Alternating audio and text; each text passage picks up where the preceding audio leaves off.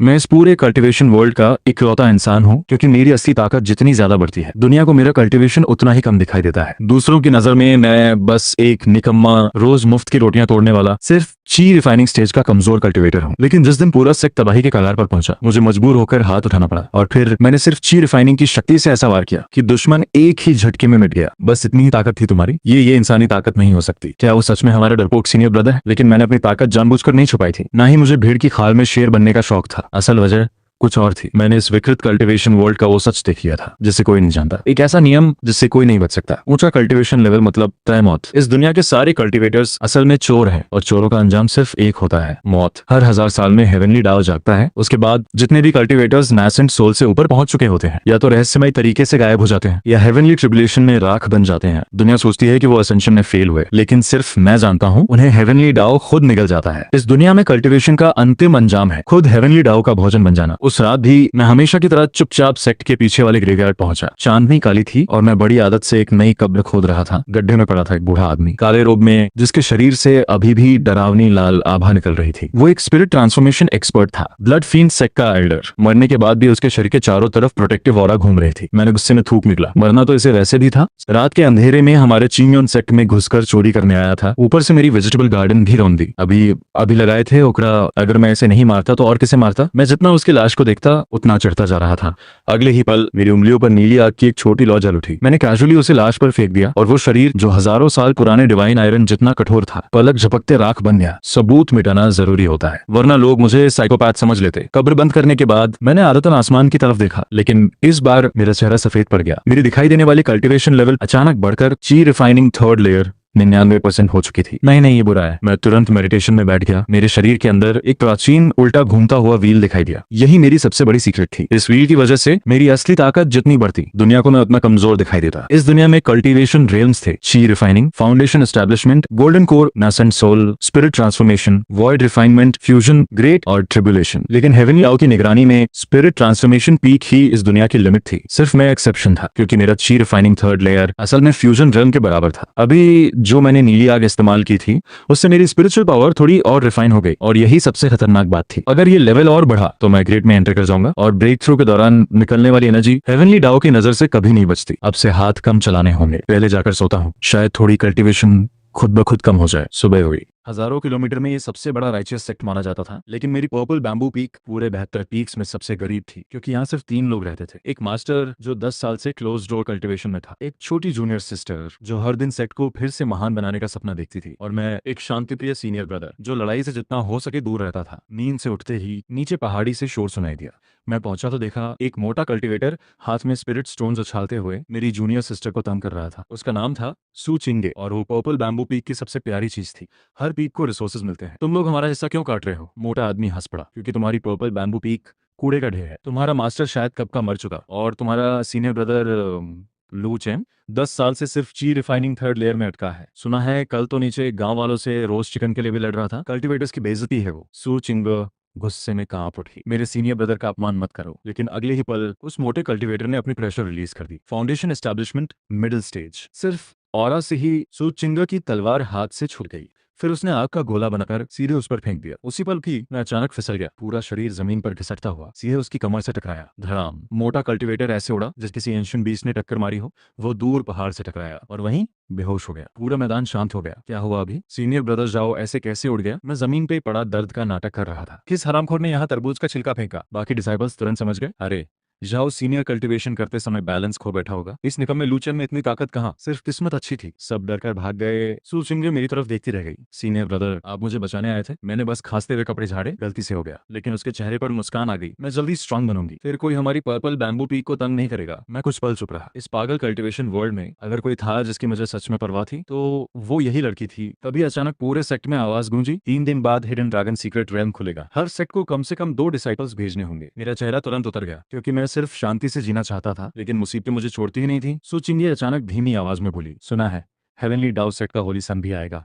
मैं हल्का सा चौंक गया। शाओ त्यान है, ये नाम सुनते ही मेरे माथे पर शिकन आ गई। वो पूरे स्काई डोम रीजन का सबसे बड़ा जीनियस माना जाता था। जन्म से ही उसकी आंखों में एक डिवाइन एबिलिटी थी, golden eyes of illusion breaking. कहा जाता था कि वो दुनिया की हर इल्यूजन, हर डिस्गाइज, हर झूठी शक्ति को देख सकता है, और मेरे लिए ऐसा इंसान सबसे बड़ा खतरा था। अब तो पूरी तैयारी करनी पड़ेगी। उस रात मैं चुपके से सेक्ट के पीछे वाले फॉरबिडन कोल्ड पॉइंट तक पहुंचा। वहां का पानी हजारों साल पुरानी मिस्टीरियस आइस के पिघलने से बना था। साधारण कल्टीवेटर उसमें पैर भी डाल दे तो शरीर जम जाए, लेकिन मैं आराम से उसमें बैठ गया। फिर मैंने अपने ऊपर 1 2 10 नहीं, पूरे 9 9 9 9 सीलिंग रेस्ट्रिक्शंस लगा दिए, ताकि मेरे शरीर से स्पिरिचुअल एनर्जी की एक बूंद भी बाहर ना निकले। उसी समय हजारों मीटर ऊपर आसमान में एक इनविजिबल फ्लाइंग शिप हवा में रुकी हुई थी। उसके डेक पर एक बेहद खूबसूरत युवक खड़ा था। शाओ त्यान है। वो ब्लड फील्ड सेक्ट के एल्डर की मौत की जांच कर रहा था। होली सन, एक सबॉर्डिनेट झुककर बोला, कल रात ब्लड फील्ड सेक्ट एल्डर की आखिरी ऑरा चिंगियन सेक्ट के पीछे महसूस हुई थी। वहां लड़ाई के कोई निशान नहीं मिले, बस बहुत हल्की फायर एलिमेंट एनर्जी बची थी। शाओ त्यान की आंखें सिकुड़ गईं। हल्की, कोई अगर स्पिरिट ट्रांसफॉर्मेशन कल्टीवेटर को सेकंड में जला दे और उसकी सोल तक मिटा दे तो तुम उसे हल्की एनर्जी कहते हो? सबऑर्डिनेट घबरा गया, लेकिन उसकी इंटेंसिटी सच में सिर्फ ची रिफाइनिंग लेवल जैसी थी। कुछ पल के लिए सन्नाटा छा गया। फिर शाओ त्यान हल्का मुस्कुराया। ग्रेट डाउ रीचर्स सिंप्लिसिटी। जो इंसान अपनी ताकत को इस लेवल तक कंट्रोल कर सके, उसकी कल्टीवेशन हमारी कल्पना से कहीं ऊपर होगी। उसी समय उसकी नजर नीचे कोल्ड पॉन्ड पर पड़ी, जहां मैं पानी में बैठा था। वो कौन है? पर्पल बैम्बू पीक का डिसाइपल लू चेन। रिकॉर्ड्स कहते हैं वो पूरी तरह वेस्ट है।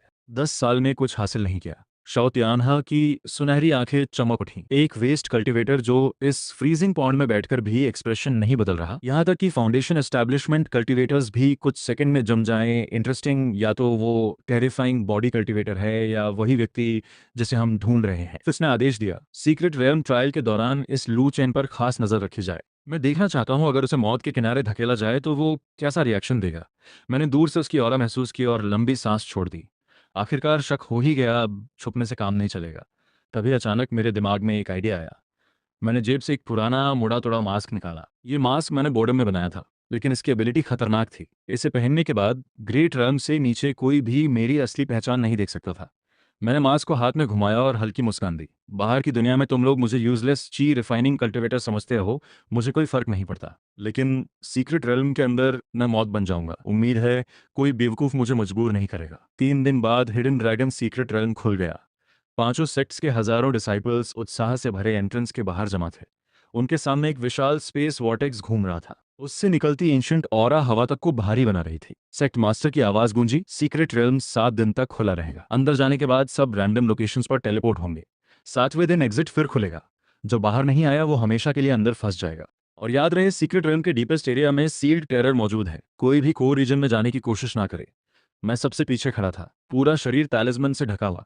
ऐसा लग रहा था जैसे मैं किसी भी पल डर से मर जाऊंगा। फिर मैंने एक पुराना जेड पेंडेंट निकालकर सू चिंगे को दिया। अंदर जाकर किसी सुरक्षित जगह छुप जाना। अगर खतरा महसूस हो तो तुरंत इसे तोड़ देना।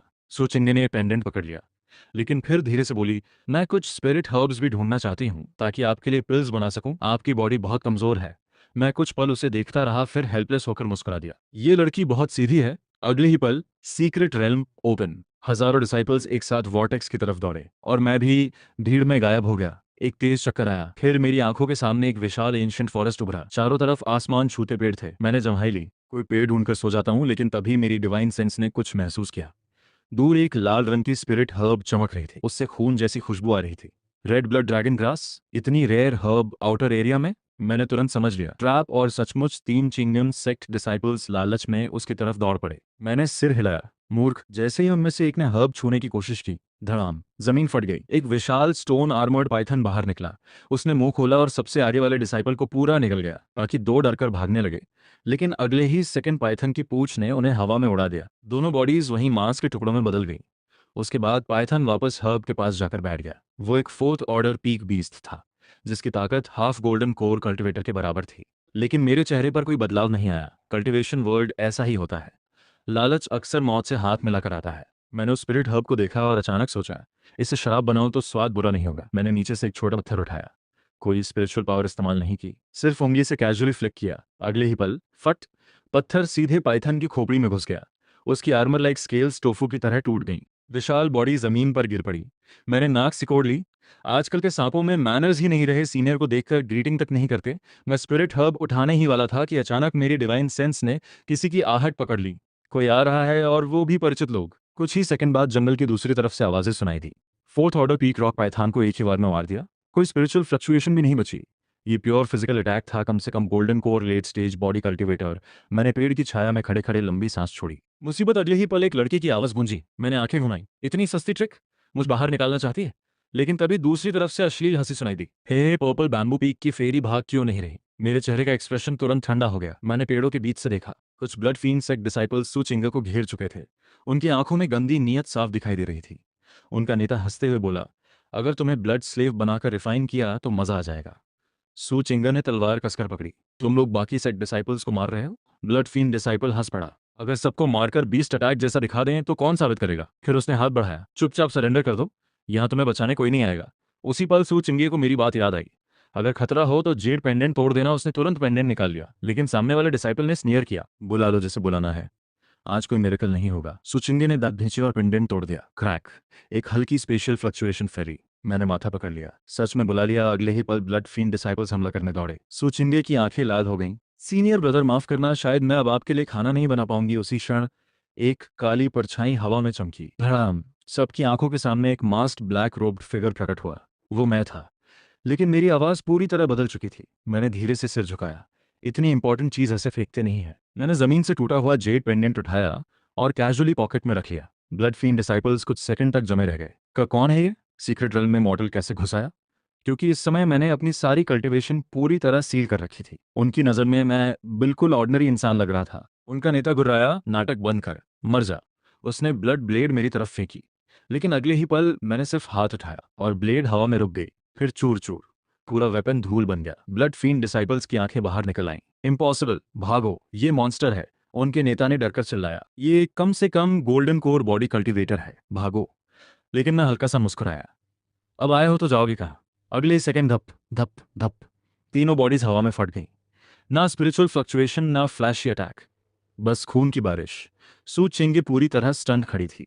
उसकी आंखों में डिसबिलीफ था। मैंने उसकी तरफ देखा। उसके कपड़ों पर खून लगा था, चेहरा सफेद पड़ चुका था। मैंने अनजाने में वही टोन इस्तेमाल कर ली जिससे मैं हमेशा उससे बात करता था। बेवकूफ लड़की खुद को इस हालत में क्यों ले आई? सुचिंदे हल्का कांपी। ये आवाज, लेकिन अगले ही पल मैंने खुद को संभाल लिया। यहां रुकना ठीक नहीं। मैं मुड़ने लगा, लेकिन सुचिंदा अचानक बोल पड़ी। सीनियर नहीं। सीनियर? आप कौन है? आपने मुझे क्यों बचाया? और क्यों आपकी प्रेजेंस इतनी फेमिलियर लग रही है? मैं कुछ पल चुप रहा, फिर बस इतना कहा, जितना कम्मा जानो उतना लंबा जियोगी। और अगले ही पल में गायब हो गया। सुचिंदा काफी देर तक वहीं खड़ी रही। उसके दिल की धड़कन तेज थी। ये फीलिंग बिल्कुल वैसी थी जैसे सीनियर ब्रदर रात में चुपके से मेरे ऊपर ब्लैंकेट डाल देते हैं। फिर उसने तुरंत सिर झटक दिया। नहीं, मैं पागल हो रही हूँ। सीनियर ब्रदर लू चेन तो सिर्फ ची रिफाइनिंग थर्ड लेयर है। वो ऐसा टेरिफाइंग एक्सपर्ट कैसे हो सकते हैं? ज़रूर कोई हिडन एल्डर होगा। उधर मैं जंगल के दूसरी तरफ पहुंचते ही माथा पकड़ कर बैठ गया। बुरा हो गया। थोड़ी सी ऐसी ताकत के इस्तेमाल की कल्टीवेशन फिर बढ़ने लगी। मैंने तुरंत अपनी ऑरा दबाई। नीचे जा, जल्दी नीचे जा। तभी अचानक मेरी डिवाइन सेंस को एक बेहद अशुभ एनर्जी महसूस हुई। हवा में काली ब्लड ऑरा फैल रही थी। मेरा चेहरा गंभीर हो गया। ये demonic seed, blood field sect आखिर करना क्या चाहता है? मैंने तुरंत डिवाइन सेंस फैलाया और जो देखा उससे मैं भी चौंक गया। पूरा सीक्रेट रेल्म एक विशाल ब्लड फॉर्मेशन में बदल चुका था। चारों दिशाओं में गुप्त फॉर्मेशन फ्लैग्स गड़ी हुई थी। मैंने जल्दी से कैलकुलेशन की। 1 2 10, पूरे 1 2 3 8 फॉर्मेशन नोड्स। ये पागल लोग सीक्रेट रेल्म के हजारों डिसाइपल्स को सैक्रिफाइस करना चाहते हैं। अगर फॉर्मेशन एक्टिवेट हो गया तो पूरा सीक्रेट रेल्म कोलैप्स हो जाएगा। स्पेशल टर्बुलेंस आसपास के 100 किलोमीटर तक सब कुछ मिटा देगी। लेकिन मेरे लिए सबसे बड़ा खतरा कुछ और था। इतनी बड़ी एनर्जी फ्लक्चुएशन हुई तो हेवनली डाओ तुरंत नोटिस कर लेगा। मैंने दांत भींच लिए। कम वक्त में बस शांति से जीना चाहता हूँ, इतना मुश्किल क्यों है? मैंने गहरी सांस ली। लगता है ब्लड फीन सेक्ट को चुपचाप साफ करना ही पड़ेगा, वरना यहाँ मौजूद सब लोग मर जाएंगे। और सबसे बड़ी बात, अगर सीक्रेट रेल्म फटा तो हेवनली डाओ मेरी मौजूदगी भी महसूस कर सकता था। इसलिए अब मेरे पास चॉइस नहीं बची थी। मैं शैडोज के बीच गायब हो गया। कुछ देर बाद जंगल के अंदर से अचानक चीख सुनाई दी। बचाओ, मैं मरना नहीं चाहता। एक भारी भरकम कल्टीवेटर जान बचाकर भाग रहा था। उसके पीछे एक विशाल डीमन बीस्ट दौड़ रहा था। मैंने एक नजर डाली। गोल्डन कोर लेवल बीस्ट आसान है, लेकिन मैं सीधे अटैक नहीं कर सकता था। बहुत ज्यादा ताकत इस्तेमाल की तो प्रॉब्लम हो जाती। अचानक मेरी नजर सामने पड़े पत्थर पर गई। फिर मेरे दिमाग में आइडिया आया। परफेक्ट। अगले ही पल धड़ाम, भागता हुआ कल्टीवेटर अचानक फिसला। उसका सिर सीधा पास के चट्टान से टकराया और उसी मोमेंटम में उसके पीछे दौड़ता बीस्ट खुद उसी पत्थर पर गर्दन मारकर मर गया। पूरा सीन ऐसा लग रहा था जैसे सब एक्सीडेंट हो। मैंने राहत की सांस ली। हाँ, इस बेवकूफ़ को एक्सीडेंटली बचाने के लिए मैंने एंगल, स्पीड और इम्पैक्ट तक कैलकुलेट किया। मेरे लाखों ब्रेन सेल्स मर गए। तभी पीछे से आवाज़ आई, कौन से सीनियर ने मदद की। मैं तुरंत फ्रीज हो गया। धत, अगर अभी बाहर गया तो एक्सपोज हो जाऊंगा। मैं तुरंत जमीन पर बैठ गया और दर्द से चिल्लाने लगा। मेरी टांग टूट गई। झाड़ियों से एक मोटा डाओइस्ट बाहर निकला। उसके हाथ में कॉम्पस था। वो मुझे देखकर रुक गया। अरे, तो आप भी घायल हैं? उसने फिर डेड बीस्ट की तरफ देखा और उसकी आंखें फटी रह गईं। ये कैसे मरा? मैंने बेवकूफों जैसी हंसी हंसी। मैं भाग रहा था, फिर पत्थर से ठोकर खाई और ये बड़ा वाला खुद आकर टकरा गया। क्या मैं सपना देख रहा हूँ? मोटे डॉइस्ट ने मेरी ऑरा महसूस की। She refining third layer. ऊपर से ऑरा अनस्टेबल। पूरी तरह यूजलेस कल्टिवेटर। उसने तुरंत यकीन कर लिया। डाओइस्ट ब्रदर, आपकी लक तो हेवनली लेवल की है। ये गोल्डन कोर बीस्ट खुद को मार बैठा। आपके ऊपर जरूर ग्रेट फॉर्चून का प्रोटेक्शन है। मैंने शर्मीली हंसी हंसी। मुझे भी कभी कभी ऐसा लगता है। फिर मैं उठने लगा। ठीक है, अब मैं चलता हूँ। मेरी जूनियर सिस्टर मेरा इंतजार कर रही होगी। लेकिन मोटा डायस्ट तुरंत चिपक गया। रुकिए, अभी बाहर हर जगह मॉन्स्टर्स घूम रहे हैं। आप अकेले गए तो मर जाएंगे। उसने गर्व से सीना फुलाया। भले ही मेरी कॉम्बैट एबिलिटी एवरेज हो, लेकिन मैं हेवनली मिस्ट्री सेक्ट से हूँ। मैं फॉर्चून कैलकुलेट कर सकता हूँ। उसने कंपास घुमाया। कुछ सेकंड बाद उसकी आंखें चमक उठी। अजीब, आपके माथे पर डेथ हो रहा है, लेकिन उसके पीछे पर्पल डेस्टिनी भी छिपी है। अगर मैं आपके साथ रहा तो डेफिनेटली बच जाऊंगा। मैं अंदर ही अंदर करा उठा। ये मोटा लोमड़ी सीधे बॉडीगार्ड बनाना चाहता है मुझे। मैंने तुरंत मना किया। ना नहीं, मैं बहुत वीक हूं। लेकिन उसी समय उसके कंपास ने जोर से घूमना शुरू कर दिया। दूसरा फेज एक्टिवेट हो गया। उसका चेहरा पीला पड़ गया। ग्रेट कैलामिटी, हमारे साउथ ईस्ट डायरेक्शन में ओनली लाइफ पाथ बचा है। जल्दी चलो। मैंने आंखें तरेर दी। South east? वो तो फॉर्मेशन का डेड जोन है। वहां 2 fourth order peak beast guard कर रहे हैं। लेकिन इससे पहले कि मैं कुछ बोलता, मोटा डॉइस्ट मेरा हाथ पकड़कर भाग पड़ा। कुछ मिनट बाद वो अचानक रुक गया। उसके सामने 2 विशाल डीमन बीस्ट खड़े थे। उनकी आंखें खून जैसी लाल थीं। मोटे डायस का चेहरा सफेद पड़ गया। कंपस ने मुझे धोखा दे दिया। ये लाइफ एक नहीं, सीधा हेलगेट है। दोनों बीस दहाड़ते हुए हमारी तरफ झपटे। मोटा डायस रोने लगा। माँ, मैं अभी शादी भी नहीं किया। उसने पैनिक में टैलिस्मन्स फेंके। धड़ाम धड़ाम। लेकिन बीस्ट पर कोई असर नहीं हुआ। मैंने माथा पकड़ लिया। इतना बेकार कल्टिवेटर मैंने पहली बार देखा। उसी समय आसमान से सोर्ड लाइट उतरी। शशिंग, एक ही वार में दोनों बीस्ट के शरीर कट गए। हवा में डिवाइन ऑरा फैल गई। मोटा डायस्ट खुशी से चिल्लाया, हम बच गए। ये जरूर हेवनली डाओ सेक्ट का होली सन होगा। कुछ दूरी पर शाओ तियान्हे धीरे धीरे उतरा। उसकी गोल्डन आईज सीधे मेरी तरफ टिक गईं। मैंने अंदर ही अंदर सांस रोकी। ये आदमी बहुत डेंजरस है। शाओ तियान्हे ने मुझे ऊपर से नीचे तक देखा। शी रिफाइनिंग थर्ड लेयर, फिर भी अब तक जिंदा। इंटरेस्टिंग। मैंने तुरंत डरपोक एक्सप्रेशन बना लिया। शायद मेरी लक अच्छी है। वो हल्का मुस्कुराया। अगर तुम्हारी लक इतनी अच्छी है तो मेरे लिए एक काम करो। मेरा दिल डूब गया। लो, मुसीबत खुद चलकर आ गई। शाओतियान्हे ने दूर जंगल की तरफ इशारा किया। वहां एक डीमन बीस्ट छिपा है। जाकर उसे बाहर निकालो। मैंने तुरंत सिर हिलाया। होली सन, मैं सिर्फ ची रिफाइनिंग कल्टिवेटर हूं। मैं गया तो मर जाऊंगा। उसकी मुस्कान गायब हो गई। तो फिर मैं अभी तुम्हें मार देता हूँ। हाल अचानक भारी हो गई। मोटा डायस्ट कांप उठा। मैंने मन ही मन गाली दी। कितना घटिया इंसान है ये। टेस्ट नहीं, सीधी प्रोबिंग है। लेकिन अब मना करना पॉसिबल नहीं था। मैंने डरने का नाटक किया। ठीक है, मैं जाता हूँ। मैं धीरे धीरे जंगल की तरफ बढ़ा। दूरी 30 मीटर। 20 की स्पीड लगभग 80 मीटर प्रति सेकंड। शाओ तियान्हे की सोर्ड स्ट्राइक करीब 120 मीटर प्रति सेकंड। मेरे दिमाग में कैलकुलेशन चलने लगी। ठीक टाइमिंग चाहिए, ऐसा लगे कि मैं एक्सीडेंट से बचा। अगले ही पल मैं जोर से चिल्लाया, अरे बेवकूफ बड़े छिपकली, इधर आ। जंगल फट पड़ा। एक विशाल डीमन बीस्ट बाहर निकला और सीधे मेरी तरफ झपटा। ठीक उसी पल मैं गलती से पत्थर पर फिसल गया। धप। बीस्ट का पंजा मेरे सिर के ऊपर से निकल गया। उसी समय शशिंग, शाओ तियान्हे की सॉर्ड लाइट गिरी और बीस्ट 2 टुकड़ों में बट गया। चारों तरफ सन्नाटा छा गया। मोटा डायस्ट मुंह खोले मुझे घूर रहा था। ये भी बच गया। शाओ तियान्हे की आंखें सिकुड़ गईं। ना कोई मूवमेंट टेक्निक, ना स्पिरिचुअल फ्लक्चुएशन, सिर्फ फिसल गया। मैं जमीन पर पड़े पड़े करा उठा। मैं जिंदा हूं? फिर बेवकूफों जैसी हंसी हंसा।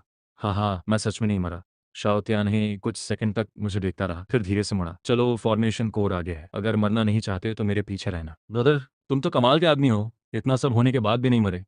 मैंने कहा था ना, तुम्हारे साथ रहेंगे तो फायदा मिलेगा। मैं मन ही मन मुस्कुराया। तो मेरी टेस्टिंग खत्म हो गई। अब मेरी बारी है एक्टिंग करने की। उधर ब्लड फील्ड सेक्ट के लोग जल्दी में थे।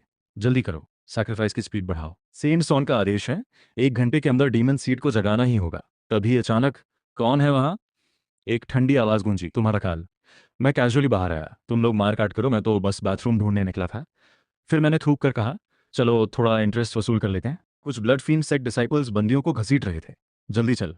बहुत नाटक किया तो अभी काट दूंगा। प्लीज हमें छोड़ दो, छोड़ दे। हाँ, पहले सैक्रिफाइस ऑल्टर तक तो पहुंचो। तभी उनमें से एक ने मुझे देखा। अबे हट, दिखाई नहीं देता। ब्लड फील्ड सेक्ट काम कर रहा है। मैंने धीरे से हाथ उठाया। First technique, suppression, slaughter returns to 0। धम्मा। अगले ही पल सारे ब्लड फील्ड सेक्ट डिसाइपल्स राख बन चुके थे। बचे हुए लोग कांपते हुए घुटनों पर गिर गए। सीनियर, धन्यवाद। क्या हम आपका नाम जान सकते हैं? मैंने मुड़ते हुए कहा। नामहीन इंसान नामहीन काम करता है। लेकिन अगले ही पल मेरा ध्यान स्टोरेज बैग्स पे गया। वो 30,000 spirit stones, high grade magic artifacts भी। ये तो सेक्ट अलाउंस से कहीं ज़्यादा प्रॉफिटेबल है। मैंने बैग्स उठाए और हंस पड़ा। ठीक है, अब वापस जाकर अपना ट्रैश डिसाइपल वाला रोल निभाना चाहिए। अगले ही पल बचाओ, मैं रास्ता भूल गया। यहाँ बहुत अंधेरा है। बेबी डर गया। मैं फिर से अपना बेवकूफ वाला अभिनय करने लगा। लेकिन तभी दूर से भारी आवाज गूंजी। अब तक नहीं मरा। लगता है सिर्फ आउटर फॉर्मेशन एक्टिवेट हुई थी, असल मॉन्स्टर अभी जागा नहीं। अचानक किसी की चीख गूंजी। एंसेस्टर नहीं, पूरा सीक्रेट रेल्म कांप उठा। मैंने इधर उधर देखा। ये क्या? ये रास्ता खत्म ही नहीं हुआ। नहीं, अब बिल्कुल अटैक नहीं कर सकता। मुझे एग्रो किसी और पर डालना होगा। तभी आसमान से एक विशाल ब्लड कलर्ड मॉथ उतरा। मेरी आंखें सिकुड़ गईं।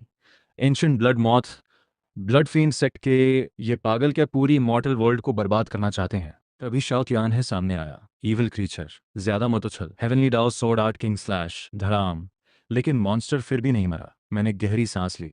Absolute dead and. अगर सीधा रास्ता काम नहीं कर रहा तो क्रिकेट पाथ अपना पड़ेगा। तभी शाओ तियान है अचानक सू चिंगे को पकड़कर आगे ले आया। सीनियर ब्रदर शाओ, आप क्या कर रहे हैं? उसने ठंडी आवाज में कहा। जूनियर सिस्टर सू, माफ करना। पहले फॉलन फिनिक्स स्लोप पर एक मिस्टीरियस मास्टर एक्सपर्ट ने तुम्हें बचाया था। मेरी इंट्यूशन कहती है वो यहीं कहीं छुपा है। फिर उसने जोर से कहा। सीनियर, मुझे पता है आप देख रहे हैं, मैं इस मॉन्स्टर को नहीं हरा सकता, लेकिन मुझे पता है आप इस लड़की की बहुत परवाह करते हैं। मैं अंदर ही अंदर गुस्से से भर गया। शाओ तियान है, तू मौत बुला रहा है। वो हंसा। अगर आप बाहर नहीं आए तो मैं इसे इस मॉन्स्टर को खिला दूंगा। मैं दांत पीसने लगा।